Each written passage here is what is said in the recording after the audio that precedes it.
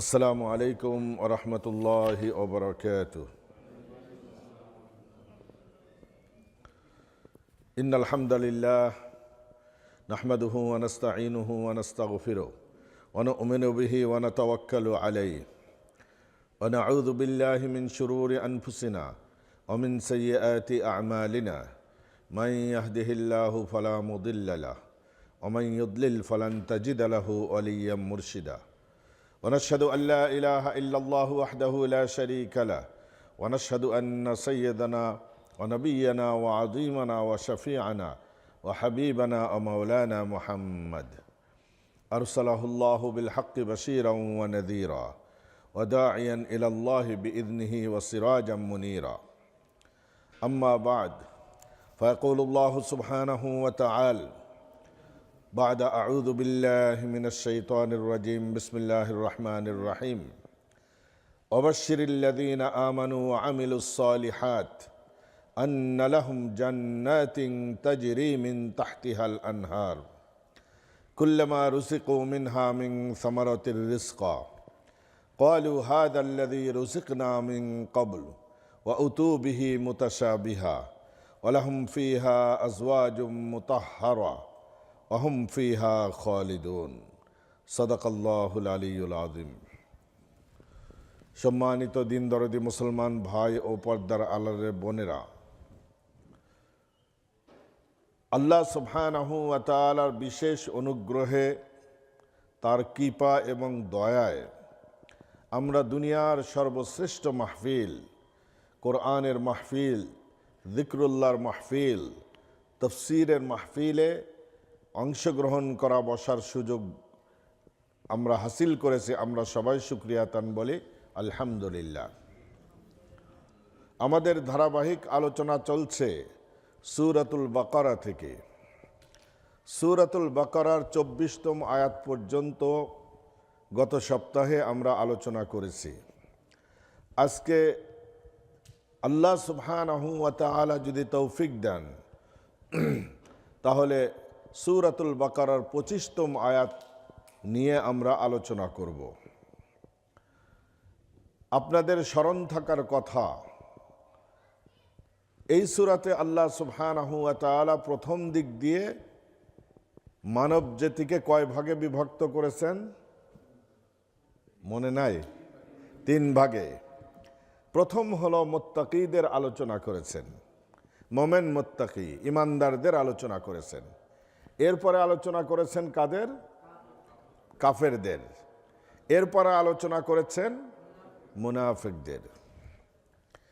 কাফের আর মুনাফিক তাদের উভয়ের গন্তব্যস্থল এক জায়গায় হবে, সেটি হলো জাহান্নাম। আর মুমিনের গন্তব্যস্থল হবে জান্নাত। আল্লাহ সুবহানাহু ওয়া তাআলা গত আয়াতে যারা নাকি অবিশ্বাসী, কোরআনকে অবিশ্বাস করবে না, কোরআনের উপর ঈমান আনবে না, কোরআনকে তুচ্ছ তাচ্ছিল্য ভাববে, কোরআনকে অবজ্ঞা করবে, তাদের পরিণাম সম্পর্কে আল্লাহ সুবহানাহু ওয়া তাআলা ভয়াবহ শাস্তির ঘোষণা দিয়েছেন। ওয়াইদ্দাত লিল কাফিরিন বলেছেন। কাফেরদের জন্য সেই ভয়াবহ জাহান্নামকে আল্লাহ সুবহানাহু ওয়া তাআলা তৈরি করে রেখেছেন। কোরআনের এটি হলো নীতি, আল্লাহ সুবহানাহু ওয়া তাআলার এটি হলো নীতি। তিনি যখনই জাহান্নামের আলোচনা করেন সাথে সাথে জান্নাতের সুসংবাদও দেন। তারগীব আর তারহিব দুটি একসাথে থাকে।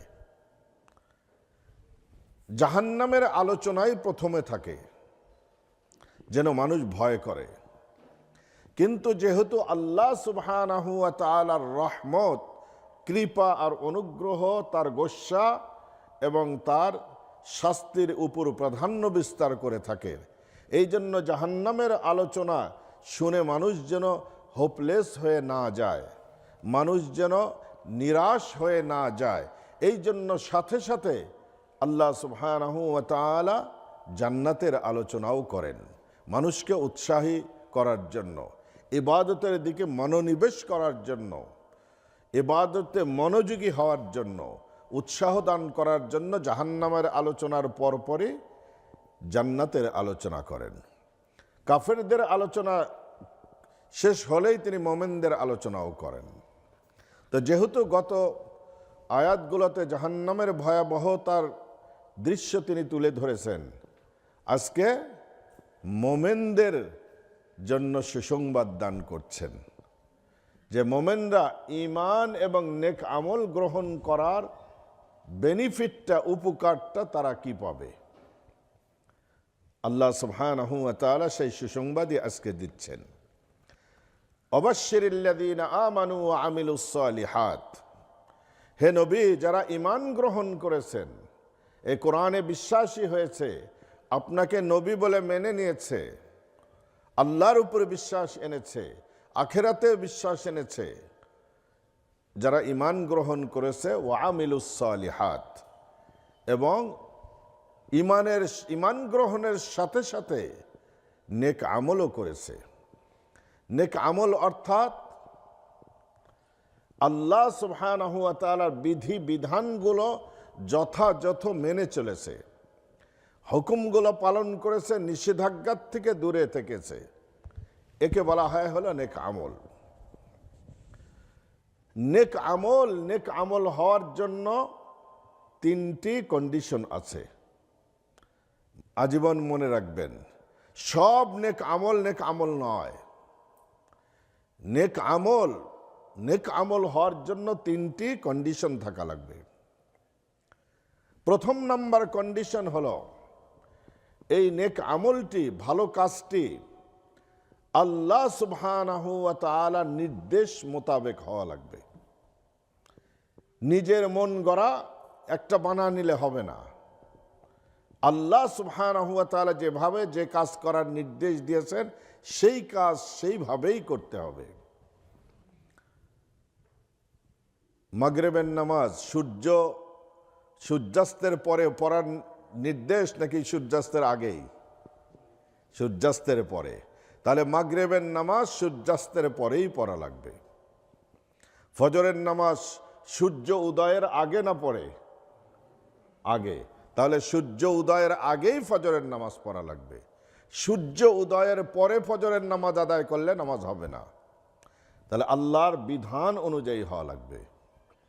2 নম্বর হলো, এই নেক আমলটি মুহাম্মদুর রাসূলুল্লাহ সাল্লাল্লাহু আলাইহি ওয়াসাল্লামের সুন্নাত মোতাবেক হওয়া লাগবে। রসুল সাল্লাল্লাহু আলাইহি ওয়াসাল্লাম যেই কাজকে যেভাবে করে দেখিয়েছেন, সেই কাজকে সেভাবেই আদায় করা লাগবে। রসুল করিম সাল্লাল্লাহু আলাইহি ওয়াসাল্লাম নামাজ নিজে পড়েছেন, এরপরে বলেছেন, সাল্লু কামা রাআইতুমুনি উসাল্লি, আমাকে যেভাবে নামাজ পড়তে দেখলে তোমরা, সালাত আদায় করতে দেখলে তোমরা এইভাবেই নামাজ আদায় করো, সালাত আদায় করো। তোমাদের মন গড়া করলে সেটি নামাজ বলে গণ্য হবে না। আর 3 নম্বর শর্ত হলো, ইখলাস এবং সিনসিয়ারিটির সাথে এই কাজ করা লাগবে।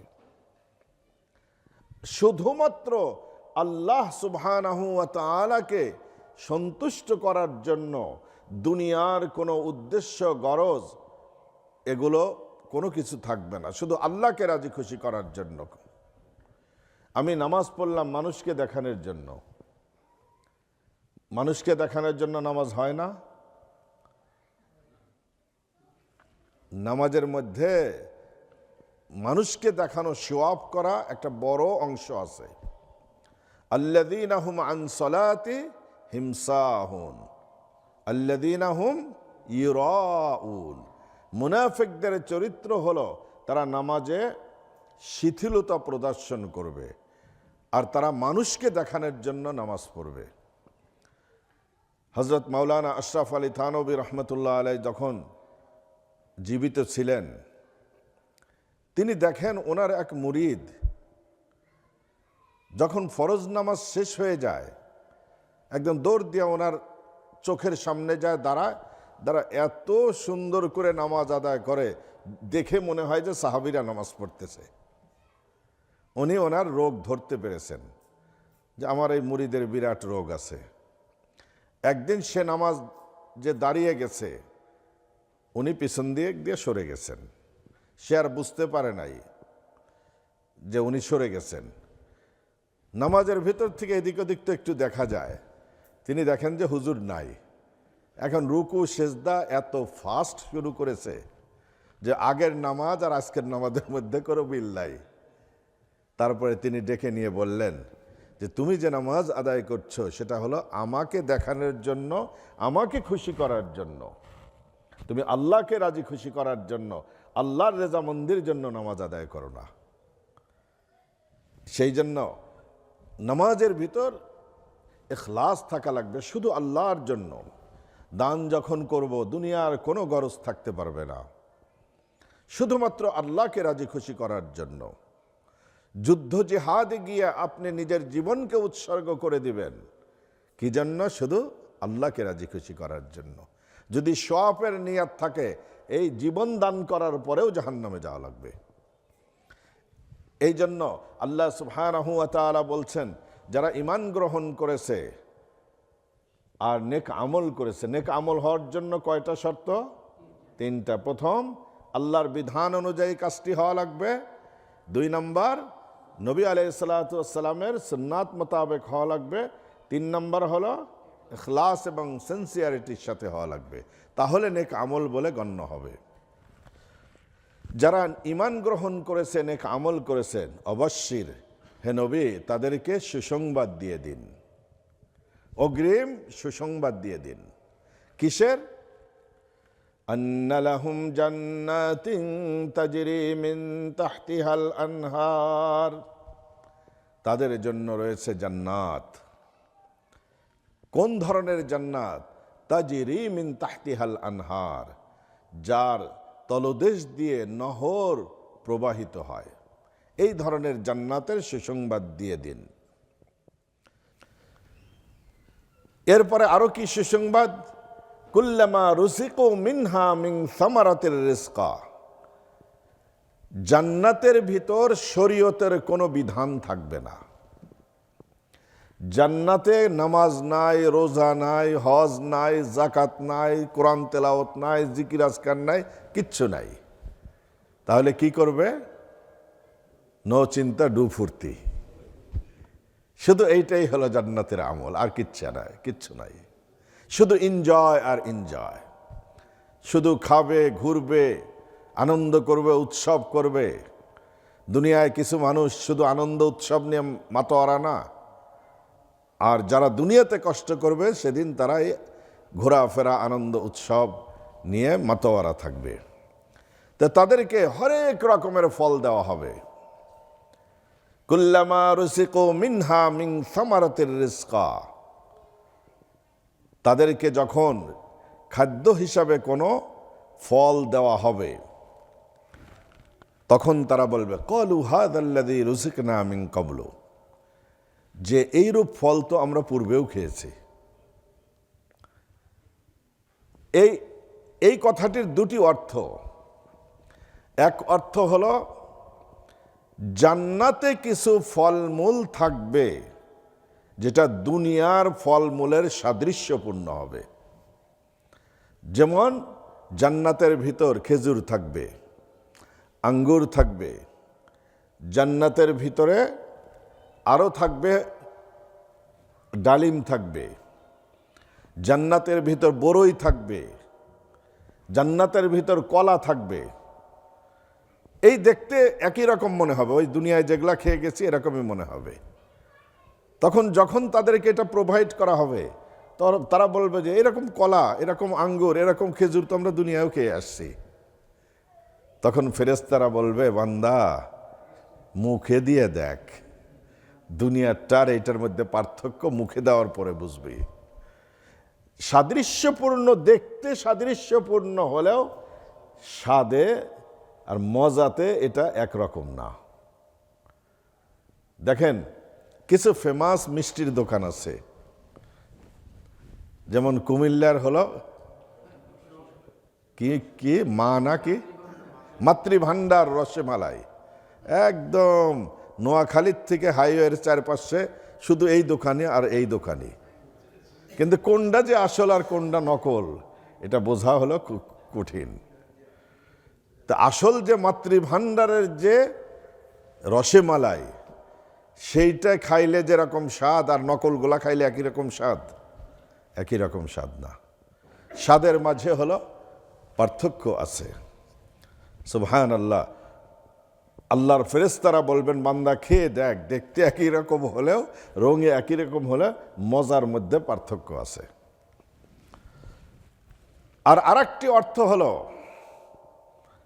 সকালে এই ফল দিয়েছে, বিকালেও আবার একই ফল দিছে, একই ফল। তখন জান্নাতীরা বলবে, আরে এই ফল তো আগেও খেলাম, একই ফল তো সকালেও খেয়েছি। তখন ফেরেশতারা কথা বলবেন, বান্দা যদিও নাকি সকাল বিকালে একই রঙে আর গঠনে একই রকম ফল তোমার কাছে মনে হচ্ছে, কিন্তু তুমি খেয়ে দেখো স্বাদে একই রকম না। যতবার তুমি এই ফল খাবা নতুন নতুন স্বাদ তুমি অনুভব করবা। ওয়ালাহুম ফিহা আজওয়াজুম ওয়া উতু বিহি মুতাশাবিহা। আর এই ধরনের অনেক সাদৃশ্যপূর্ণ ফল দেওয়া হবে যেগুলো তারা দুনিয়াতে কোনো দিন দেখে নাই। দেখেন, এই নর্থ আমেরিকাতে আসার পরে অনেক নতুন নতুন ফল দেখেছি কিনা আমরা, যেগুলো আমরা বাংলাদেশে থাকতে দেখি নাই। এগুলোর নামও শুনি নাই, নাম শুনলেও চোখে কখনো দেখা হয় না, খাওয়ার সুযোগ হয়নি। কিন্তু এখানে আসার পরে নতুন নতুন ফল দেখা যাচ্ছে। নতুন একটি দেশে আপনি যাবেন, সাউথ আমেরিকায় যাবেন, এমন কিছু ফল আছে যেটা আমরা এখনো দেখি নাই। তো আল্লাহ সুবহানাহু ওয়া তাআলা বলেন, বান্দা দুনিয়াতে যে ফলগুলা দেখেছো শুধু এগুলোই না, ওয়া উতু বিহি মুতাশাবিহা, এরকম হাজার রকমের নতুন নতুন ফল তোমাদেরকে দান করা হবে, ফল দিয়ে আপ্যায়ন করা হবে। আরো কি, ওয়ালাহুম ফিহা আজওয়াজুম মুতাহহারা। তাহলে পেটের সমস্যা তো গেল, খাদ্যের সমস্যা, মৌলিক চাহিদা তো এটা একটা। আর একটি হলো কি, যেহেতু জান্নাতের ভিতর কোনো ধরনের ইবাদত নাই, পর্দারও বিধান থাকবে না জান্নাতে। নারী পুরুষ সব একসাথে বসতে পারবে জান্নাতে। সেই জন্য কিছু কিছু মসজিদেও এখন শুরু করছে, জান্নাতে যখন পর্দার বিধান নেই, দুনিয়ায় রাইখা লাভটা কি, তাই না? সেজন্য পার্টিশনগুলাও হলে তুলে দিচ্ছে। তো আল্লাহ সুবহানাহু ওয়া তাআলা বলতেছেন, ওয়ালাহুম ফিহা আজওয়াজুম মুতাহহারা, আর তাদের জন্য রয়েছে আজওয়াজুম মুতাহহারা, পবিত্রা জীবন সঙ্গিনী স্ত্রীগণ থাকবে। দুনিয়ার এই স্ত্রীরা আল্লাহ সুবহানাহু ওয়া তাআলা, তারা যদি স্বামীর সাথে জান্নাতে যাওয়ার সৌভাগ্য অর্জন করে, তাদের রূপ যৌবন হবে জান্নাতের হুরদের চেয়ে লক্ষ কোটি গুণ বেশি। এই জন্য জান্নাতে যাওয়ার যে পুরুষরা ৭২টি হুর পাওয়ার পরেও মূল আকর্ষণ এই দুনিয়ার বিবির দিকেই থাকবে, যেহেতু এটা হলো সুন্দরী। নিউ ইয়র্কে এক পাঠানের ওয়াইফ মারা গেছে। মারা যাওয়ার পরে পাঠানকে আমি কবরস্থানে নিয়ে গেছি, চলো যাই তোমার ওয়াইফের কবর জিয়ারত করে আসে। তারপরে ওখানে যেটা স্বভাবতই মুসলমান দোয়া করে, আল্লাহ জান্নাত নসিব করেন। তো পাঠান আমাকে বলতেছেন দোয়া শেষে, मौलाना आपने क्या दुआ किया? हम बोला क्या क्या मैं क्या कोई गलती हुआ? तो बोलते वो भी फिर जन्नत में जाएगी, दुनिया में जिंदगी खत्म कर दी, जन्नत में भी फिर हो जाएगी। পাঠান বলতেছে, আল্লাহ সুবহানাহু ওয়া তাআলা বলতেছে এ ধরনের পরিস্থিতি হবে না, তারা কামিনী হবে, লাবণ্যময় হবে, তারপরে তারা আদরিনী হবে, সোহাগিনী হবে, যেটা নাকি তাদের দিকেই পুরুষদের হলো বেশি আকর্ষণ থাকবে। ওয়ালাহুম ফিহা আজওয়াজুম মুতাহহারা, আর দুনিয়ার সমস্ত নিয়ামত হলো ক্ষণস্থায়ী। আপনি একটা প্রাসাদ তৈরি করেন, এই প্রাসাদ কয়দিনই থাকবেন? কয়দিন? 10 বছর, 20 বছর, 50 বছর, 60 বছর, এরপরে লাশ হয়ে এই প্রাসাদ থেকে বের হয়ে চলে যাওয়া লাগবে। সুবহান আল্লাহ। বাদশাহ ফাহাদ, বাদশাহ আবদুল্লাহ, সৌদির এমন কোনো প্রভিন্স নাই যে তাদের হলো প্যালেস নাই, আর এক একটা প্যালেসের চেয়ে আর একটা সুন্দর, এক একটার চেয়ে আর একটা হলো দামি। কিন্তু তারা যখন মারা গেছে, কোথায় আজকে? কোনো প্যালেসে আছে? নাই। বাকিংহাম প্যালেসের বর্তমান মার্কেট ভ্যালু হলো $6 বিলিয়ন। বাকিংহাম প্যালেসের। রানী এলিজাবেথ যখন মারা গেলেন, তাকে কি বাকিংহাম প্যালেসে রাখছে নাকি তার গ্রেভিয়ারে? যতই ক্যাসল বলুক ওরা, কিন্তু এটা তো গ্রেভিয়ার, কত ডাউনে, দেখলেই তো ভয় লাগে। সেখানে নিয়ে যাওয়া হয়েছে। তো মানুষের জন্য এই দুনিয়াতে যত সুন্দর অট্টালিকা করি না কেন, এটা চিরস্থায়ী না। আল্লাহ বলতেছেন অহম ফিহা খালিদুন, এই জান্নাতে যারা চিরস্থায়ী থাকবে, একবার ঢুকলে আর বের হতে হবে না, একদম ওয়ান ওয়ে রাস্তা, বের হওয়ার কোনো সুযোগ নাই। অনন্তকাল ফরএভারের জন্য তারা এই জান্নাতের সুখ শান্তিতে বসবাস করবে। এই জান্নাত যখন হবে, জান্নাতের যারা যাবে তাদের অবস্থাটা কেমন হবে? কিয়ামতের ময়দানে আল্লাহ সুবহানাহু ওয়া তাআলা বলেন, ওয়াসিকাল্লাযীনা ইত্তাকাউ রাব্বাহুম ইলাল জান্নাতি যুমারা, জান্নাতীদের হিসাবের পরে তাদের দলে দলে বিভক্ত করে, বিভিন্ন দলে বিভক্ত করে তাদের জান্নাতে নিয়ে যাওয়া হবে। এই উম্মতের সর্বমোট জান্নাতীদের কাতার হবে 120টা। এই 120টি কাতারের মধ্য থেকে 80টি কাতার হবে হলো উম্মতে মুহাম্মাদের। আর হযরতে আদম আলাইহিসসালাম থেকে নিয়ে ঈসা আলাইহিসসালাম উম্মত, এই বিরাট একটা উম্মতের গোষ্ঠী, এদের হবে 40টা কাতার। তাহলে এক জান্নাতের 2/3 জান্নাতি হবে উম্মতে মুহাম্মাদি। একবার আলহামদুলিল্লাহ বলবেন না? এটি হলো তিরমিজি শরীফের 2546 নম্বর হাদিস। আল্লাহ সুবহানাহু ওয়া তাআলা বলেন জান্নাতীদেরকে কিভাবে নেওয়া হবে? ওয়াসিকাল্লাযীনা ইত্তাকাউ রাব্বাহুম ইলাল জান্নাতি যুমারা, তাদেরকে বিভিন্ন দলে বিভক্ত করে, নামাজীদের দল, রোজাদারের দল, হজকারীদের দল, দানবীরদের দল, শহীদদের দল, এই ধরনের দল, হাফেজে কোরআনের দল, আলেমে দ্বীনের দল, দাঈর দল, গাজীদের দল, এরকম দলে দলে বিভক্ত করে তাদেরকে জান্নাতে নিয়ে যাওয়া হবে। গার্ড অফ অনার দিয়ে তাদেরকে জান্নাতে নিয়ে যাওয়া হবে।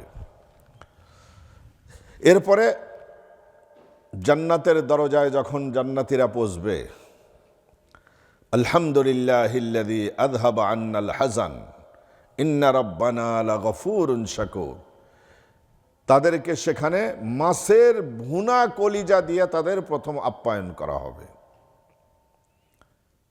মাছের ভুনা কলিজা, এটা হলো ভেরি এক্সপেন্সিভ। যারা 5 স্টার হোটেলে কোনোদিন কাজ করেছেন তারা জানেন, বিশেষ করে মাছের কিছু ডিম আছে, কলিজা আছে, এক একটা প্লেটের দাম $2000, $3000। তো এই মাছের ভুনা কলিজা দিয়ে তাদের আপ্যায়ন করা হবে। তবে পুঁটি মাছের ভুনা কলিজা না, পুঁটি মাছের ভুনা কলিজা আর কত, মাছটাই কত বড় আর কলিজাটাই কত বড়। জান্নাতীরা যখন জান্নাতের পথে চৌকাটে পা দিবে, তখন তারা বলবে আলহামদুলিল্লাহিল্লাযী হাদানা লিহাযা ওমা কুন্না লিনাহতাদিয়া লাউলা আন হাদানাল্লাহ। ওই আল্লাহর শুকর আদায় করছি যেই আল্লাহ সুবহানাহু ওয়া তাআলা আজকে আমাদের এই জান্নাত পর্যন্ত আসার সুযোগ করে দিয়েছেন। তিনি শরীয়ত দিয়েছিলেন, নবী পাঠিয়েছেন, কিতাব পাঠিয়েছেন, যার ফলে আমরা সেই কিতাব মেনেছি, নবীকে মেনেছি, আজকে এই জান্নাতের অধিকারী হতে পেরেছি। ওমা কুন্না লিনাহতাদিয়া লাউলা আন হাদানাল্লাহ। আল্লাহ যদি হেদায়েত না দিতেন, আল্লাহ যদি পথভ্রষ্ট করতেন, গোমরা করতেন, তাহলে আজকে এই জান্নাতের দরজা পর্যন্ত আসতে পারতাম না। তারা শুকরিয়া আদায় করবে। এরপরে জান্নাতের ভিতরে যখন ঢুকবে, সেখান থেকে সমস্ত চিন্তা, চেতনা, দুশ্চিন্তা, ক্লান্তি, ক্লেশ সব কিছু হলো চিরতরে তার থেকে দূরভূত হয়ে যাবে। অনন্তকাল জান্নাতে থাকবে, মানুষ বুড়া হবে না, যৌবনকে লস করবে না, মানুষের চোখের জ্যোতি বাড়বে, কমবে না, মানুষের প্রশান্তি বাড়বে, কখনো কমবে না জান্নাতে। আল্লাহ সুবহানাহু ওয়া তাআলার বান্দারা তখন বলবে আলহামদুলিল্লাহিল্লাযী আযহাবা আন্নাল হাযান। দুনিয়াতে যে বিপদে ছিলাম, একদিক দিয়ে হলো বউর জ্বালা, আর একদিক দিয়ে হলো জামাইয়ের জ্বালা। শালি বউরা জ্বালায় না, জামাইরাও জ্বালায়। তারপরে বহু কৃপণ জামাই আছে, দেশ বিদেশ সফর করে আসে, জীবনে কোনো দিন একটা হলো সামান্য একটা কাপড়ও কিনে নিয়ে আসে না, একটা হলো সাবানও কিনে গিফট হিসাবে বউকে দেয় না। গত সপ্তাহে নিউ ইয়র্কে এক বাসাতে গেছে, যাওয়ার পরে ওই বাসার মহিলা আমাকে বলতেছে, হুজুর আপনার সাথে কিছু কথা আছে। আমি বললাম বলেন কি কথা? তো কথা বলেন আর যাই বলেন কিছু খাবার টাবার দিয়ে বলেন। তারপর যাই হোক মিষ্টি টিষ্টি দিছে। আমি বললাম আপনার কি কথা? তখন বলল যে আপনি যে দেশে গেছিলেন ভাবির জন্য কিছু আনছেন। তা আমি বললাম এটা তো অনেক সিক্রেট কোশ্চিন করলেন। তখন বলল যে আপনার ভাইও তো দেশে গেছে, জিজ্ঞেস করেন তো বিয়ের পর থেকে এই 23-24 বছরে দেশ থেকে একটা সুতা আইনা দিছে কিনা। সত্যি আনে নাই। ওই লোকে আমি বললাম এতদিন পর্যন্ত যে ভাবি আপনার সংসার করতেছে, এটা হলো ভাবির অনুগ্রহ, উদারতা। আপনার মতো এরকম খাটাস জামার হাতে সংসার করার কথা না, বহু আগেই চলে যাওয়ার কথা ছিল এই মহিলার। কিন্তু মহিলা ধৈর্যশীল, ভালো ফ্যামিলির মেয়ে দেখে আপনার সাথে থাকতেছেন। সেই জন্য স্ত্রীদেরও মন রক্ষা করা লাগবে, তাদেরও দেখভাল করা লাগবে, দুই দিকেই থাকা লাগবে। আযহাবা, দুনিয়াতে মানুষ অসুস্থ হয় না, মাথা ধরে না, পেট ব্যথা করে না, বার্ধক্যকালে কত ধরনের কষ্ট হয়। আল্লাহর বান্দারা বল আলহামদুলিল্লাহিল্লাযী আযহাবা আন্নাল হাযান। যত ধরনের কষ্ট, ক্লেশ, দুশ্চিন্তা আছে, ওই আল্লাহর শুকরিয়া আদায় করছে যিনি সব দূরীভূত করে দিয়েছেন। ইন্না রাব্বানা লাগাফুরুন শাকুর আল্লাযী আহাল্লানা দারাল মাকামাতি মিন ফাদলি। যিনি তার অনুগ্রহে দারাল মাকামাতি, আজকে এই চিরস্থায়ী থাকার ব্যবস্থা করে দিয়েছেন। লা ইয়ামাসসুনা ফিহা নাসাবুন, যেখানে কোনো ধরনের কষ্ট, ওয়ালা ইয়ামাসসুনা ফিহা লুগুব, কোনো ধরনের ক্লান্তি স্পর্শ করবে না। যে আল্লাহ এই ব্যবস্থা করে দিয়েছেন, সেই আল্লাহ সুবহানাহু ওয়া তাআলার শুকরিয়া জ্ঞাপন করছি।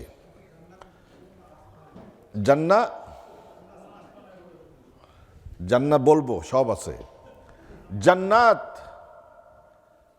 জান্নাতে নেওয়ার আগে প্রত্যেকটি মানুষকে ময়দানে মাহশর আর জান্নাতের মাঝে জাহান্নামের উপর দিয়ে এক ব্রিজ আছে। এই ব্রিজ সবাইকে পার হওয়া লাগবে, যেটাকে বলা হয় হলো সিরাত। সিরাত মানে হলো ব্রিজ। আর যেহেতু আমরা বাংলাদেশি মানুষ, সেই জন্য কই পুল সিরাত, পুল সিরাতের পথ। এই ব্রিজ প্রত্যেকটি নবীকে, প্রত্যেকটি জান্নাতীকে পার হওয়া লাগবে। এই ব্রিজ পার না হয়ে কেউ জান্নাতে যেতে পারবে না।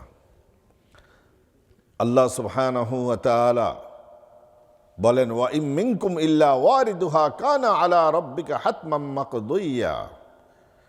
তোমাদের প্রত্যেককে এই ব্রিজ ক্রস করা লাগবে। এটি তোমার রবের পক্ষ থেকে এমন এক চূড়ান্ত সিদ্ধান্ত যার কোনো পরিবর্তন কখনোই হবে না। আমি এই ব্যাপারে কোনো পরিবর্তন আমার ওয়ার্ডকে করব না। সেই ব্রিজ কেউ কেউ হলো ইলেকট্রিসিটির গতিতে পার হয়ে চলে যাবে, কেউ কেউ বাতাসের গতিতে পার হয়ে চলে যাবে, আর কেউ কেউ এখানে আটকা পড়ে যাবে। এই ব্রিজের একদম শেষ প্রান্তে অথবা সিরাত আর জাহান্নাম, জান্নাত আর জাহান্নামের মাঝখানে, সেখানে হলো এক হাউস থাকবে। প্রত্যেকটি জান্নাতীকে জান্নাতে নেওয়ার আগে এই হাউজে গোসল করানো হবে। দুনিয়ায় অনেকের সাইজ হলো ছোট, অনেকে দেখতে অসুন্দর, স্কিনটা সুন্দর না, কালারটা সুন্দর না। দুনিয়াতে মানুষকে আল্লাহ সুবহানাহু ওয়া তাআলা এভাবেই সৃষ্টি করেছেন। এরপরে মানুষের অন্তরের মধ্যে হিংসা আসে, বিদ্বেষ আছে, লোভ আসে, লালসা আছে। মানুষের খারাপ কাজ করার সমস্ত যোগ্যতাও আল্লাহ সুবহানাহু ওয়া তাআলা মানুষের ভিতরে দিয়েছেন। এই হাউজে গোসল করার সাথে সাথে প্রত্যেকটি জান্নাতি 30 বৎসরের যুবকে পরিণত হয়ে যাবে। বাচ্চা হোক বুড়া হোক, সবাই 30 বৎসরের যুবকে পরিণত হয়ে যাবে, 30 থেকে 33 এর মাঝে। এবং দেখতে তাদের চেহারা পূর্ণিমার চাঁদের মতো হয়ে যাবে। অন্তরের সমস্ত মানবীয় দুর্বলতাগুলোকে আল্লাহ সুবহানাহু ওয়া তাআলা চিরতরে ধুয়ে মুছে নিঃশেষ করে দিবেন। অন্তরে আর কোনো হিংসা নাই। হিংসা যখন নাই, এই জন্য জান্নাতীরা ইল্লা কিলান সালামান সালামা, একজন আরেকজনকে দেখা হলেই সালাম দেবে, আর মুখ বাঁকা করে থাকবে না। জামাই বউ আর এক খাটের উপর শুয়ে একজন নর্থের দিকে মুখ করে আর একদিন সাউথের দিকে মুখ করে থাকবে না। মাঝখানে আবার 4টা বালিশ দিয়ে রাখে। সুবহানাল্লাহ, যে কেউ কারো মুখ দেখবে না, এরকম আর থাকবে না। এখন দুনিয়াতে এটা মা বোনদের একটা কমন কোশ্চিন, যে দুনিয়াতে স্বামীর দ্বিতীয় একটা বউই সহ্য করতে পারি না, ওখানে 72টা হুর এই বেড়া পাইব, একটা জেলেসির ব্যাপার আছে কিনা? আর কোনো জেলেসি থাকবে না, কারণ জেলেসি করার মতো যে মানবীয় দুর্বলতা আছে, এই মানবীয় দুর্বলতাই থাকবে না। সেই জন্য একদম হুরদের সাথে এক বিরাট সম্পর্কময় সম্পর্ক থাকবে স্ত্রীদেরও। এই জন্য ওখানে আর কোনো গোলমাল থাকবে না। এই জান্নাতীরা জান্নাতে যখন যাবে, জান্নাতটা কত বড় হবে এটা একটা প্রশ্ন জাগে। وَإِذَا رَأَيْتَ ثَمَّ رَأَيْتَ نَعِيمًا وَمُلْكًا كَبِيرًا وَإِذَا رَأَيْتَ ثَمَّ رَأَيْتَ نَعِيمًا وَمُلْكًا كَبِيرًا। দেখেন, দুনিয়ায় বহু দেশ আছে, 45 মিনিট ড্রাইভ করলে সে পুরা দেশ ঘোরা যায়। কাতার, সিঙ্গাপুর, লুক্সেমবার্গ, এগুলো 45 মিনিটে আপনি পুরা দেশ ঘুরতে পারবেন। একদম ছোট্ট ছোট্ট দেশ এগুলো। আর রাশিয়া, কানাডা, ইউনাইটেড স্টেট কত বড় দেশ। এই দেশগুলোর কয় অংশ আপনারা আমরা দেখতে পারছি, 1% ল্যান্ডও আমরা দেখি নাই। কথা সত্য কি না? কথা সত্য, 1% ল্যান্ডও আমরা দেখি নাই।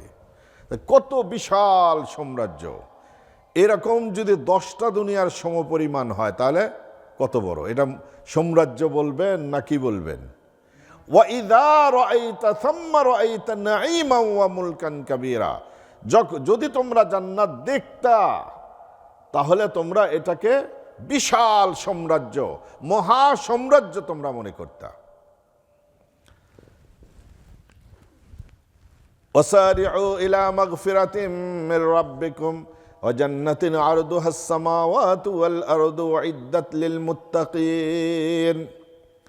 তোমরা দুনিয়া নিয়ে প্রতিযোগিতায় মেতেছো, ওই জান্নাতের প্রতিযোগিতা করো যেই জান্নাতের চওড়া দিকটা হলো আসমান জমিনের দূরত্ব সমপরিমাণ। ঘরের প্রস্থ বেশি থাকে নাকি দৈর্ঘ্য বেশি থাকে? আপনার প্রস্থটাই যদি আসমান জমিনের দূরত্ব সমপরিমাণ হয় তাহলে দৈর্ঘ্যটা কতটুকু? আর এক্সাম্পল দেওয়ার কিছু আছে? এক্সাম্পল দিলে মানুষ বুঝবে না। এই জন্য আল্লাহ সুবহানাহু ওয়া তাআলা প্রস্থের কথা বলেছেন, দৈর্ঘ্যের কথা বলেন নাই। এত বড় জান্নাত আল্লাহ সুবহানাহু ওয়া তাআলা জান্নাতীকে দান করবেন। অনেকে তবলিগ আলা ভাইদেরকে বদনাম করেন যে তারা হলো শুধু গাঁজাখড়ি কথা বলে, এই হাদিসটা নিয়েও এই বদনাম করে।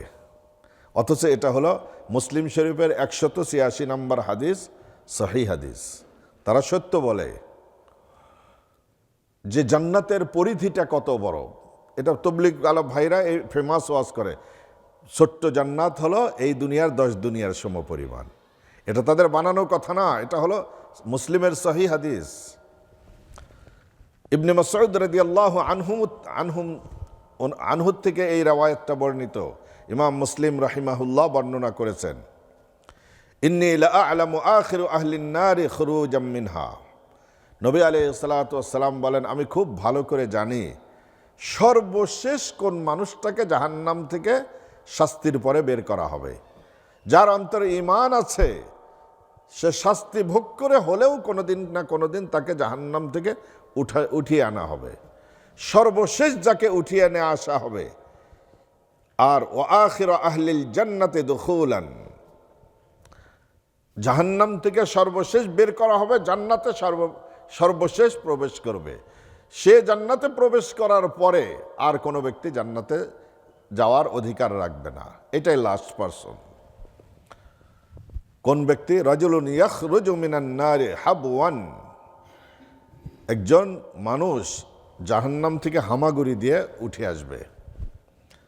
ফায়াকুলুল্লাহু সুবহানাহু ওয়া তাআলা ইযহাব ফাদখুলিল জান্নাহ। আল্লাহ সুবহানাহু ওয়া তাআলা বলবেন, বান্দা বহু কষ্টে তুই বের হয়ে আসছিস, ওকে আমি তোকে মাফ করে দিলাম, জান্নাতে যা, যে জান্নাতে ঢুকে পড়। ফায়াতিহা, জান্নাতের দরজা আসবে, এসে দেখবে বড় বড় মজমা বসে আছে। ফাআকবালা বাদুহুম আলা বাদিন ইয়াতাসাআলুন, মানুষ স্টেডিয়ামের মতো এরকম করে উঁচা উঁচা স্বর্ণখচিত সিংহাসনে বসে গপসপ করবে, আনন্দ উল্লাস করবে। ফায়ুখাইয়্যালু, তার ধারণা হবে যে আন্নাহা মালাউন, যে জান্নাতের জায়গা নাই, এ কথা তার ধারণা হবে। ফায়ারজিউ, সে ফিরে আসবে আবার।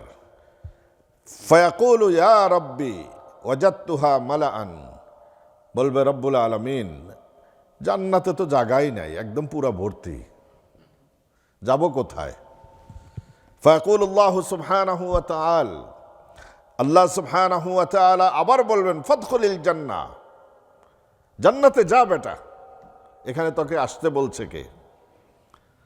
সে আবার যাবে, যে আবার ঘুরে আসবে, এসে বললে রব্বুল আলামিন জায়গা নাই, পুরাটা ভরা। দেখেন কিছু মানুষ আছে মসজিদে পুরাটা খালি, এরপরে ওখান থেকে বলবো কি ভিতরে জায়গা নাই, এরকম হবে। এরপরে 3 বার বলার পরে আল্লাহ সুবহানাহু ওয়া তাআলা ধমক দিয়ে বলবেন, ইযহাব ফাদখুলিল জান্নাহ ফাইন্না লাকা মিসলাদ দুনিয়া 10 আমসালিহা, জান্নাতে যা, তোর জন্য আমি যে জান্নাত তৈরি করে রেখেছি, এই জান্নাতটা তুই যে দুনিয়ায় বসবাস করেছিলি সেই দুনিয়ার 10 দুনিয়ার চেয়েও বড়। তাহলে জান্নাতের পরিধিটা কত বড়! সুবহানাল্লাহ। জান্নাতের আল্লাহ সুবহানাহু ওয়া তাআলা যে সমস্ত জান্নাতীরা জান্নাতে যাবে, এই জান্নাতের গেটটা কেমন হবে দেখেন। যেগুলো রাজকীয় গেট হয় সেই গেটগুলো কি ছোট হয় না বড় হয়? ওভার সাইজ হয়, তাই না? জান্নাত, এত বড় জান্নাত, গেটটা কত বড় হবে? এটা একটা প্রশ্ন জাগে না? নবী আলাইহিস সালাতু ওয়াস সালাম বর্ণনা করে, ইমাম তিরমিজি শরীফে হাদিস বর্ণনা করেছেন। তিরমিজি শরীফে 2548 নম্বর হাদিস। আন সালিম ইবনে আব্দুল্লাহ আন আবিহি, নবী আলাইহিস সালাতু ওয়াস সালাম বলেন, বাবু উম্মতি ইয়াদখুলুনা মিনহুল জান্নাহ আরদুহু মাসীরাতার রাকিবিল মুজাওবিদি সালাতান। জান্নাতীরা যেই গেট দিয়ে প্রবেশ করবে, এই রাজকীয় গেটটা এত বড় হবে চওড়ার দিকটা, যে একটা দ্রুতগামী ঘোড়া 3 দিনে যতটুকু রাস্তা অতিক্রম করতে পারবে, এই জান্নাতের দরজাটা তত বড় হবে। সুবহানাল্লাহ। দেখবেন রাজদরবারের দরজা বড় যদি হয় তাহলে সেটা দেখতে সুন্দর লাগে। মসজিদে নববীর দরজাগুলা সুন্দর না? বাইতুল্লাহিল হারামের দরজাগুলা সুন্দর কেন? উঁচা এবং প্রশস্ত। ঘর যত বড় হবে, দরজা যদি ছোট হয়, সেখানে মানানসই হবে না। তাহলে যেই জান্নাত এই দুনিয়ার 10 দুনিয়ার সমান হবে, তাহলে এর দরজাটা যদি 3 দিনের রাস্তা সম পরিমাণ না হয়, সেখানে তো মনে হবে যে একটা খিড়কি। এটা দেখতে মানানসই হবে না। সুবহানাল্লাহ। এই জান্নাতে জান্নাতীরা যখন যাবে, জান্নাতের ভিতরে স্তর থাকবে। ইমাম তিরমিজি আলাইহির রাহমা মুআদ ইবনে জাবাল রাদিয়াল্লাহু তাআলা আনহুর রাওয়ায়াতে হাদিস বর্ণনা করেছেন, ফাইন্না ফিল জান্নাতি মিআতা দারাজাত। জান্নাতের ভিতর 100টা স্তর থাকবে। এই স্তরের অর্থ তালা না, এই স্তরের অর্থ হলো যে জান্নাতের আসমানগুলো যেমন একটা আসমানের উপর আর একটা আসমান আছে, এটা স্তরে স্তরে আছে না, 7টি আসমান আছে, একের উপরে এক আছে, এরকম স্তর থাকবে 100টি। মা বাইনা কুল্লি দারাজাতাইনি কামা বাইনাস সামাই ওয়াল আরদি। এক স্তর থেকে আরেক স্তরের দূরত্ব থাকবে আসমান জমিনের দূরত্বের সমপরিমাণ। এরকম 100টি স্তর থাকবে জান্নাতের ভিতর।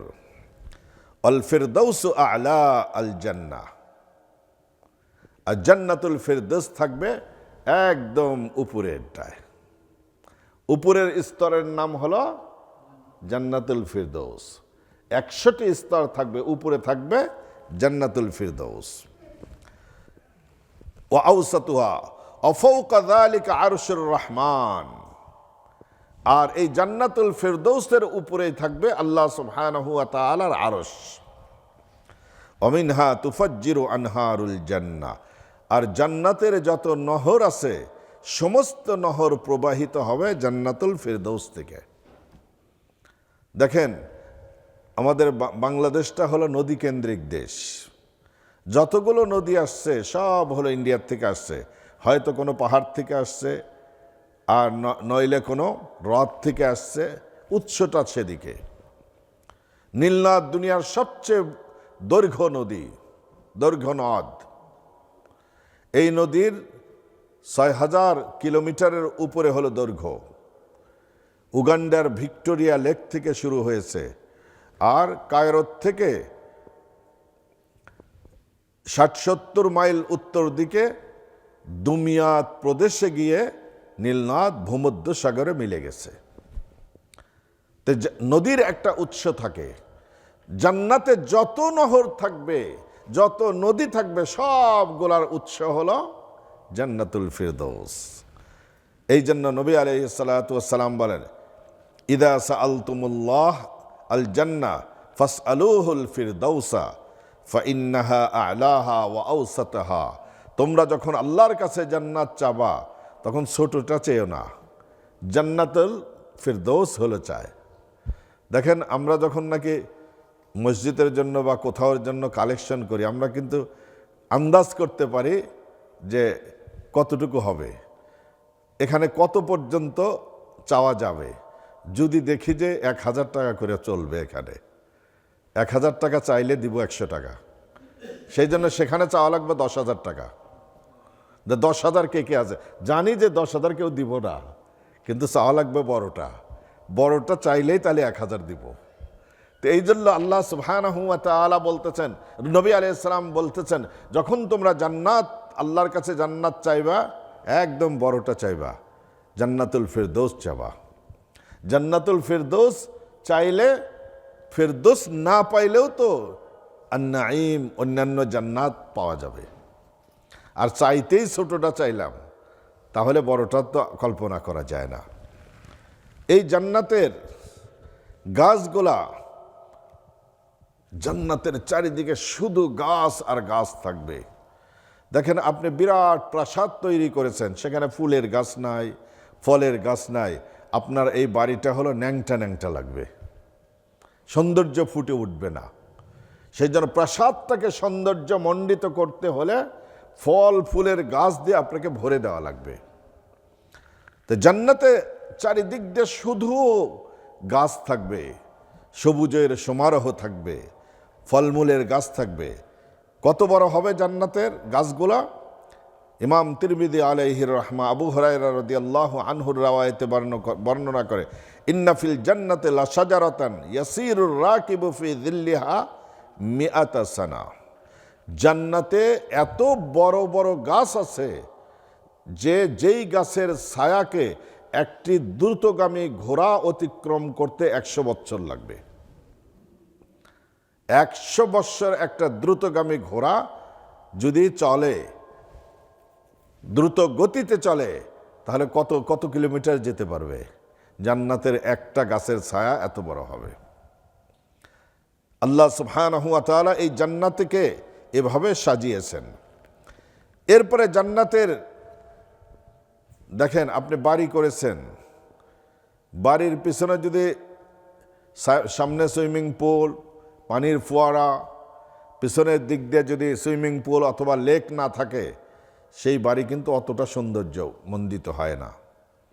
সুইমিং পুল থাকবে, লেকের ভিউ থাকবে, তাহলে না বাড়ির সৌন্দর্য ফুটে ওঠে। তো আল্লাহ সুবহানাহু ওয়া তাআলা, আর লেকের পাড় দিয়ে ইজি চেয়ার পাতা থাকবে, তারপরে আমব্রেলা টানানো থাকবে, সেখানে নিয়ে তো আর একজন না, নিজের যদি একজন থাকে আরো 72টা পাইবেন, তাহলে 73 জন। তাঁবুটাও তো একটু বড় সড়ই লাগবে, তাই না? বন্ধু বান্ধব আসবে, আত্মীয় স্বজন আসবে, তাহলে কত বড় তাঁবু লাগবে।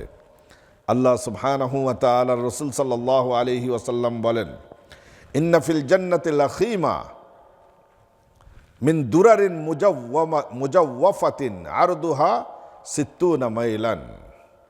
জান্নাতে মণিমুক্তা খচিত তাঁবু থাকবে। এই তাঁবুর যে পিলারগুলা থাকবে, সেগুলো হলো ডায়মন্ডের তৈরি থাকবে, আর রেশমের পুরো কাপড়ের হলো সামিয়ানা থাকবে। এই তাঁবুটা কত বড় হবে? যার চওড়া দিকটাই হবে হলো 60 মাইল। 60 মাইল হলো চওড়া দিকটা হবে, তাহলে লম্বাটা কত বড় হবে? ফি কুল্লি জাভিয়াতিন মিনহা আহলুন ইয়ারাউনাল আখারুন ইয়াতুফু আলাইহিমুল মুমিনুন।